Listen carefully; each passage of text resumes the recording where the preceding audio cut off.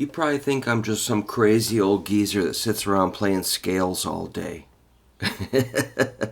Guilty as charged.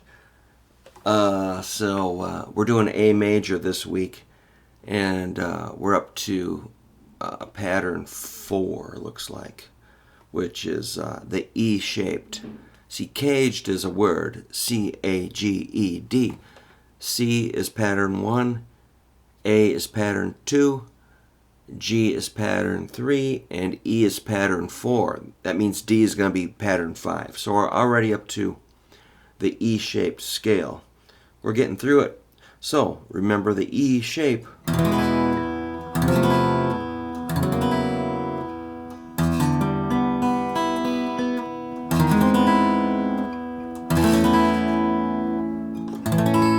That's how it works.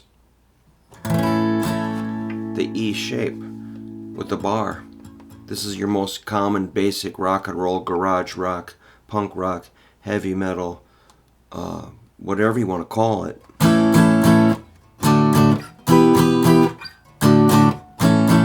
That's the essential shape for rock and roll. So you got to know that. The E-shaped bar chord. Now we're going to hang a scale on it. It goes like this.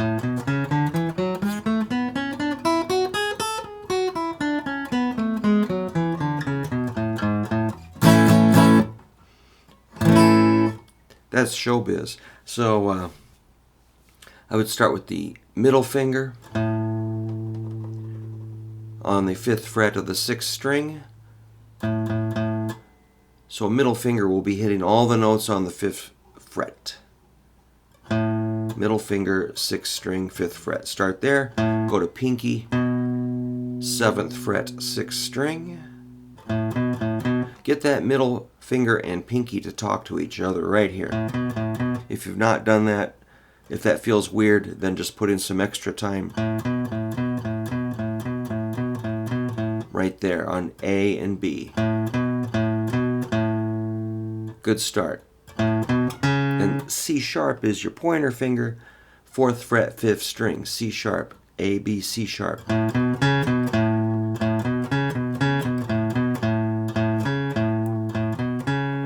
Next is D. D is 5th fret, 5th string.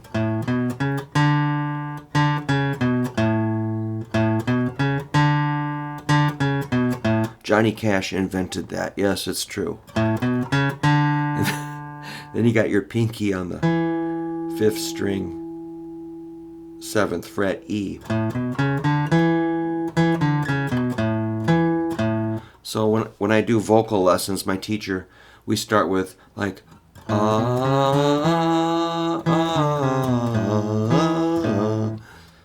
That's how we warm up.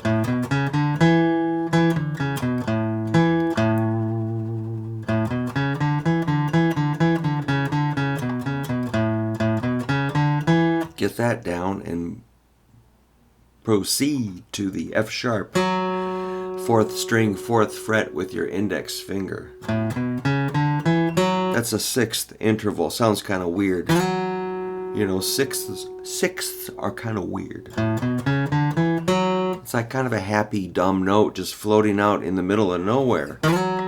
While these sound really obvious.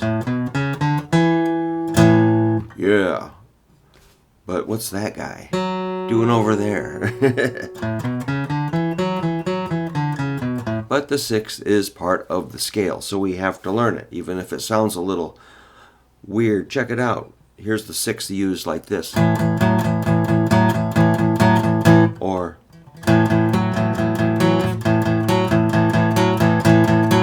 so it's part of rock and roll. So don't be hating on the 6th. The 7th is also a weird note. That's on the 6th fret of the 4th string, G sharp. It's the 7th degree of the scale.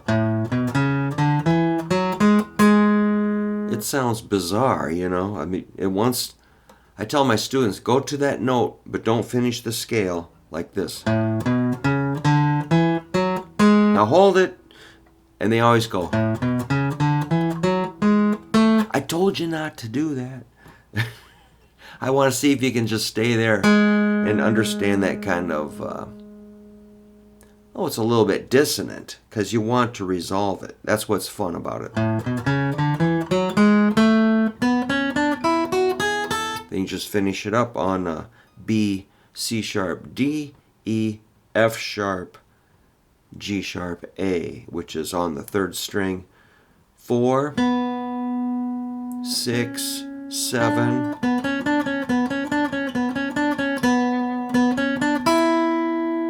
The E on the 2nd string is 5th fret. 6th fret with your pinky.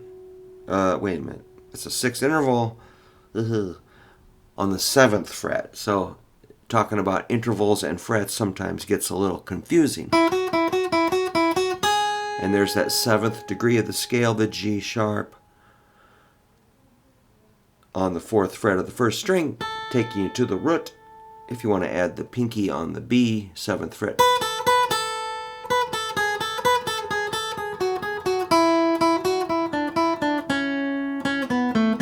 So remember, you can start and stop on any degree of the scale. You don't have to start on A and end on A. In fact, it's a little more interesting to start on a different note and end on a different note other than the root, say like a B. Sounds like a Rolling Stones song.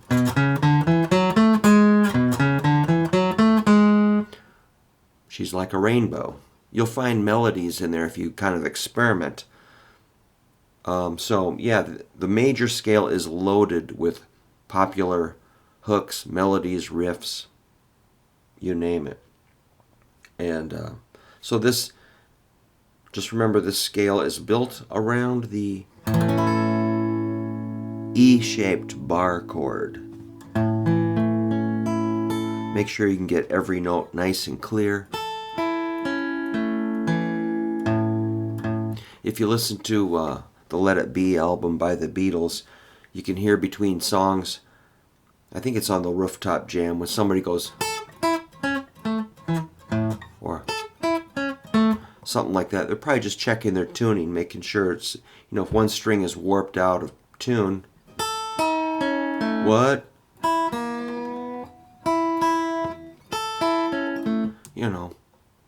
It's kind of an ear check thing.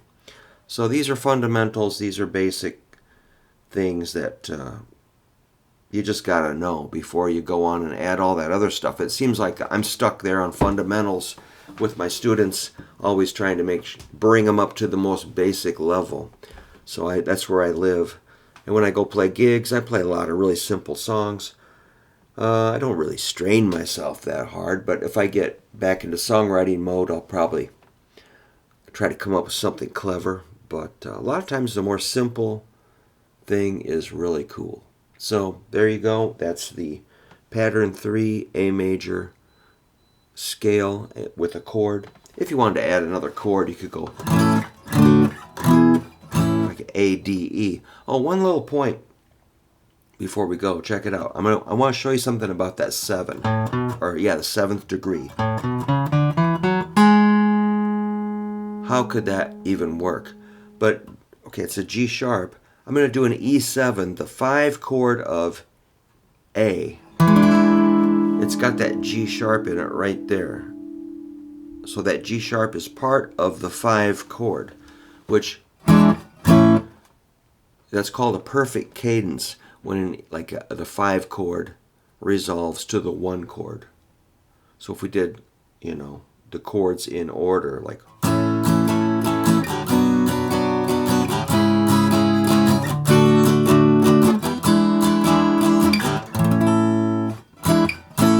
it does sound pretty correct, that E7 to A. So you'd want to learn that.